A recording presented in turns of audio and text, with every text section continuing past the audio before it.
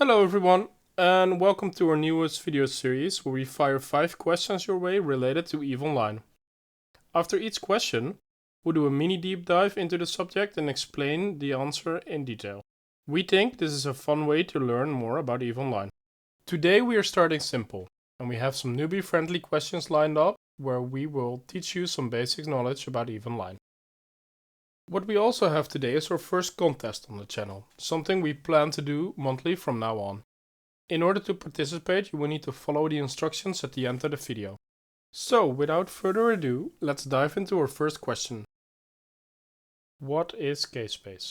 K-Space stands for Korean Space and is tied to Korean EVE Online servers. K-Space stands for known space and is the known part of the EVE Online galaxy. K-Space is the safe part of the EVE Online galaxy where Concord enforces the law. K-Space stands for kill space where PvP is always enabled.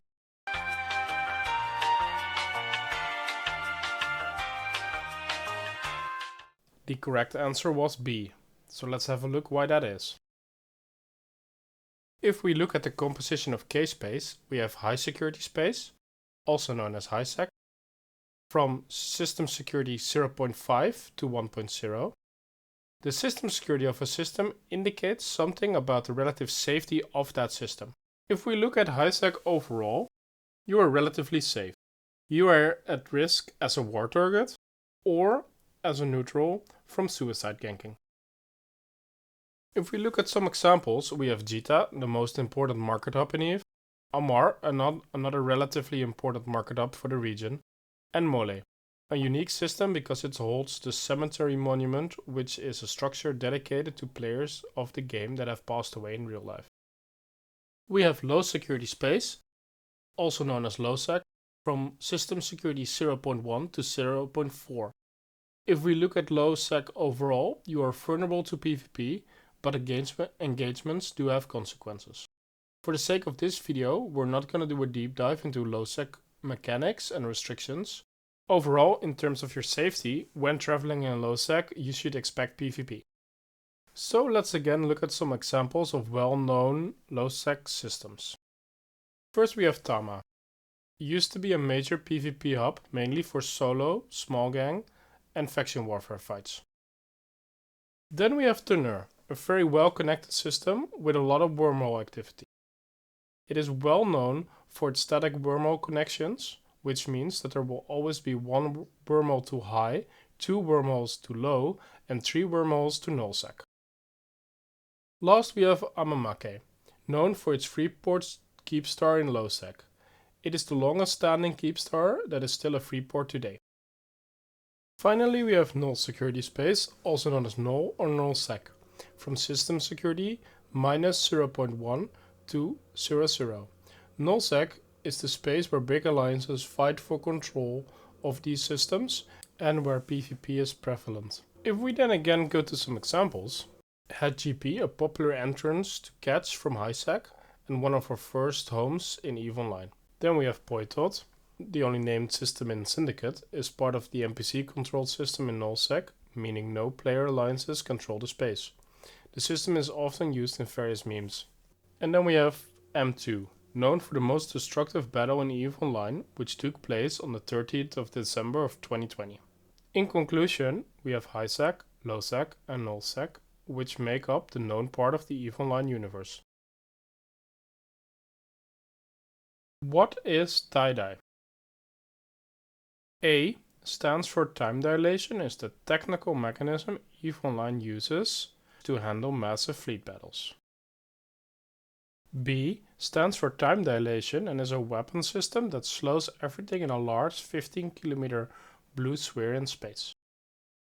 C stands for traffic infringement dampening initiative, is a special status effect applied to ships that break the speed limit in HiSec. D stands for temporal ionized dimensional isotope, a rare mineral found only in wormhole space, used to build advanced warp drives.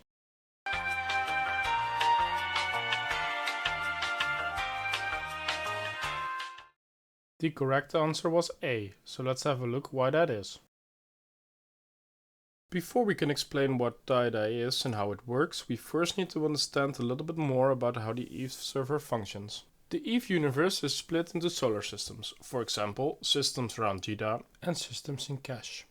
Each of these systems is assigned to a node. It's worth pointing out that, generally speaking, a node is responsible for more than one system. In the case of our example, for simplicity's sake, let's say that node 1 is responsible for a few systems around JIDA, and node 2 is responsible for the systems in cache.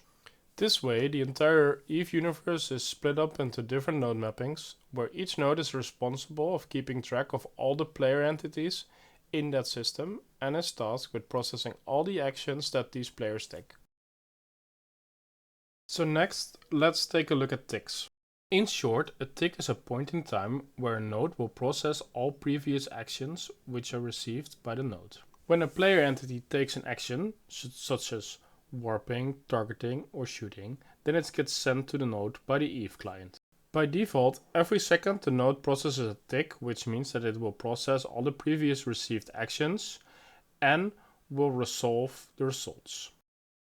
These results get sent back to the EVE client. The concept of ticks actually has a lot of consequences for how player actions towards each other are resolved, but for this video, we'll keep it at this minimal explanation to focus on TIDI itself. So why is it so important to understand ticks to be able to explain TIDI? Well, let's zoom out a little bit and plot the ticks on a timeline of say 16 seconds. During this time, the node is able to keep up with everything and is able to process all the actions within 1 second. However, at some point, there's a huge battle in one of the solar system that the node is responsible for, and the node gets more and more actions to process and is not able to make it within a second anymore.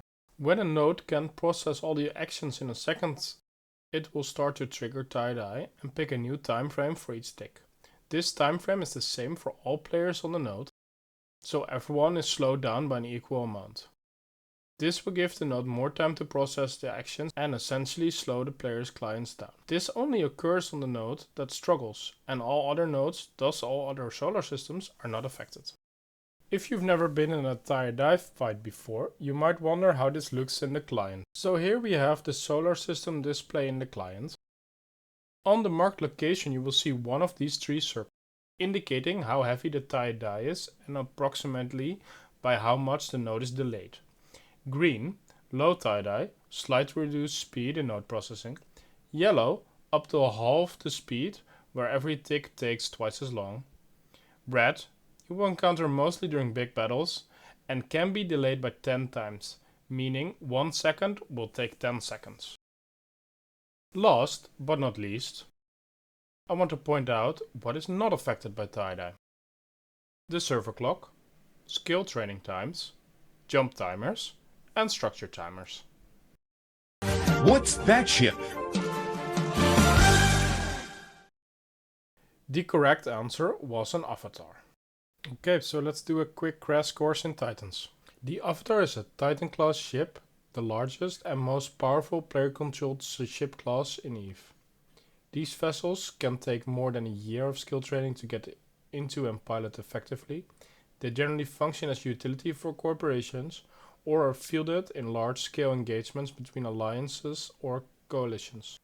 In massive fleet battles, the role of a Titan is an anti-capital damage platform with major utility. It is marked in space and on your overview with this icon, but generally you will know when Titans are being dropped near you.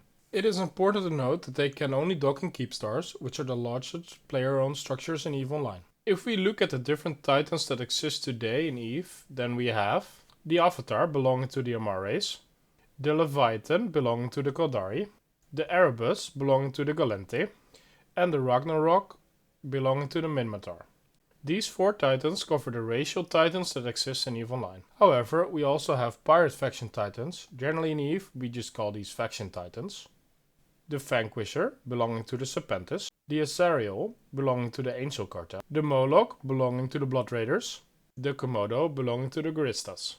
Each Titan can fit several modules that are class defining for Titans, such as super weapons, jump portal generators, and phenomena generators. If we look at super weapons, they're extremely large scale weapon systems that do immense single target damage, or different AoE patterns depending on which weapon module is equipped. Each Titan can fit one of these weapons. For completeness sake, there's also a super weapon that does no damage, called the Gravitational Transportation Field Oscillator, which teleports subcapital ships to a different location in the solar system and prevents them from warping for a short period of time.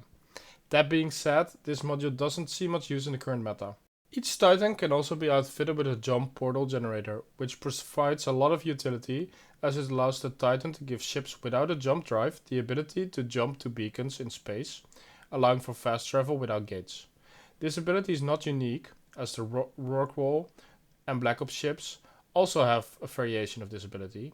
For now, we'll not dive into that too deeply and leave that for a separate video. Also unique to the Titan class are the phenomena generators, which provide a 20,000 km wide aura that changes the attributes of all ships in that area.